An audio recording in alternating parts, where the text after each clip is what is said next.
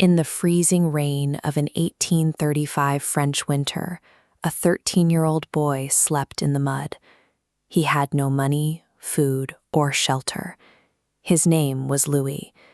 When he was 10, his mother, a hat maker who kept the family afloat, passed away. His father quickly remarried, bringing in a stepmother who made Louis's life unbearable. Starving and exhausted by the daily cruelty, the 13-year-old quietly slipped away from his rural farm in the middle of the night. He set his sights on Paris, 292 miles away. Without a single coin in his pocket, he walked the entire distance.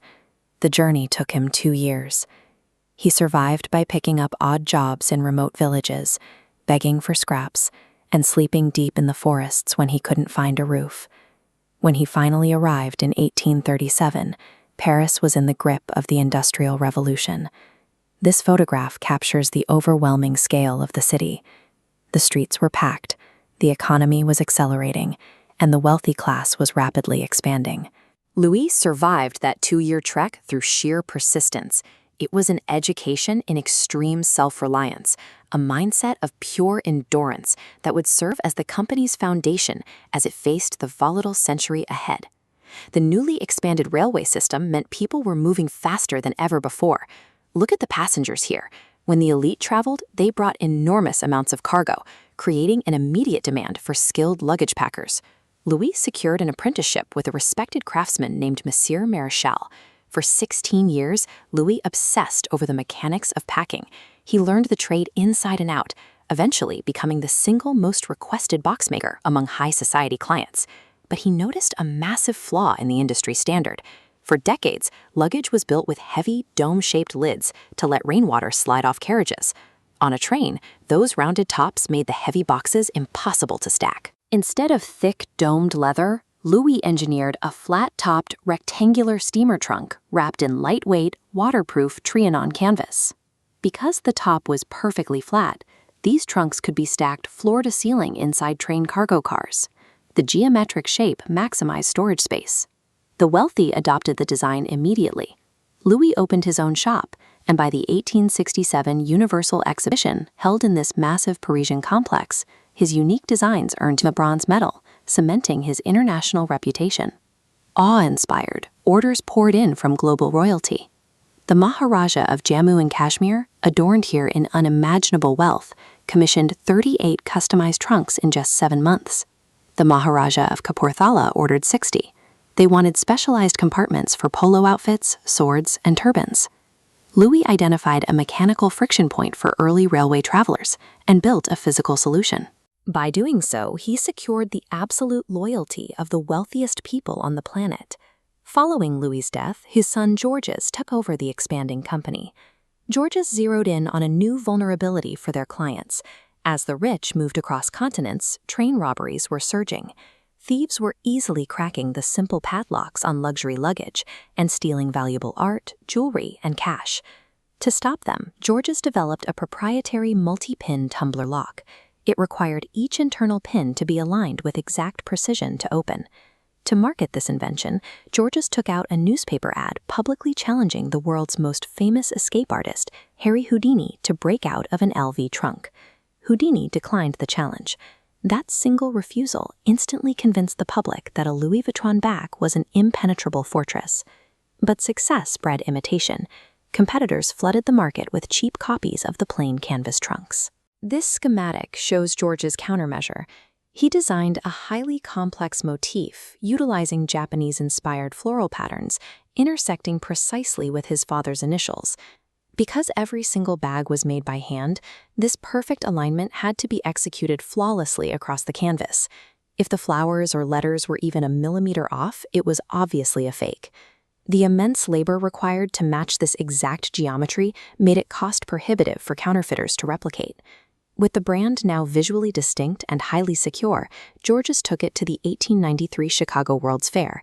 There, he caught the attention of American titans like J.P. Morgan, effectively locking in the United States financial elite as lifelong clients. Georges shifted the brand's focus toward external perception. By prioritizing unpickable locks and complex monograms, he turned a utilitarian trunk into a signal of high-security prestige and global status. Then, the Second World War tore through Europe. When Hitler's forces invaded and occupied France, international luxury sales instantly evaporated. Across Paris, business owners shuttered their doors in defiance of the occupation. But Gaston Vuitton, who was now running the company, took a different path. Rather than resist, he actively collaborated with the Nazi-backed Vichy government. Gaston secured special orders for Axis officers and manufactured pro-Vichy propaganda pieces, including busts of the puppet government's leader. While nearly every other storefront in Paris sat dark and empty, the Louis Vuitton boutique remained fully open for business. Gaston's choice to collaborate reveals a company culture that prioritized corporate continuity above all else. While Paris resisted, Louis Vuitton survived by becoming a tool of the occupation, ensuring the brand's dominance remained intact while others were dismantled. Fast forward to the 1980s. The family business was booming under Henry Racamier, who expanded their retail footprint globally. Fearing the rising trend of American-style hostile takeovers, Henry orchestrated a massive merger with the beverage giant Moet Hennessy. Together, they formed LVMH, a conglomerate so large no outsider could afford to buy it. But the shield quickly became a prison. The Moet Hennessy executives and the Louis Vuitton family immediately began fighting for absolute control of the new board.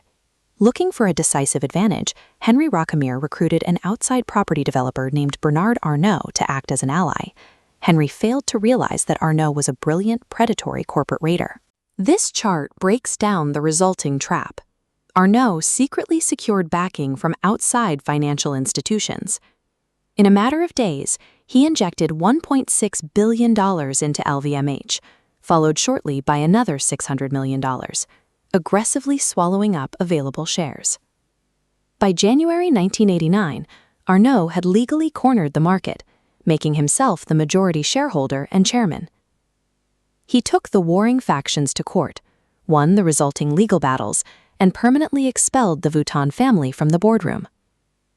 The empire carefully built by generations of a single family over a century and a half was legally hijacked from the inside in just a few months. Under Arnault's control, Louis Vuitton became an exercise in extreme psychological marketing. The brand absolutely refuses to offer discounts. Instead, they charge up to 15 lakh, or $15,000, for a bag. If products don't sell, the company has historically destroyed or burned the inventory to reclaim import taxes and maintain total artificial scarcity. The image of high-end French craftsmanship has also cracked. An investigation by The Guardian revealed that the brand relies heavily on factories in Romania, where laborers were reported to make around $133 a month, mass-producing the bulk of the bags, before shipping them to France or Italy for a final, basic finishing touch to legally claim the Made in France label. They've faced intense physical backlash for their sourcing. Protesters, like these activists demonstrating against the brand, routinely target Louis Vuitton following investigations exposing the brutal treatment of crocodiles, snakes, and ostriches in their exotic leather supply chains. PETA even bought shares in LVMH just to infiltrate their shareholder meetings and protest directly to the board. Despite every scandal, Bernard Arnault's strategy worked. Look at the Champs-Élysées today. LVMH dictates the real estate of the world's most expensive cities, paying tens of millions of dollars a year in rent just to physically cement their status as the apex of luxury. The brand's valuation sits deep in the billions, frequently making Arnault the richest man on earth. Every multi-million-dollar flagship store, every celebrity endorsement, and every unpickable lock points back to the mud of an 1835 forest. The most powerful symbol of modern wealth operates on the exact same ruthless, unyielding survival instinct of the starving teenage runaway who started it all.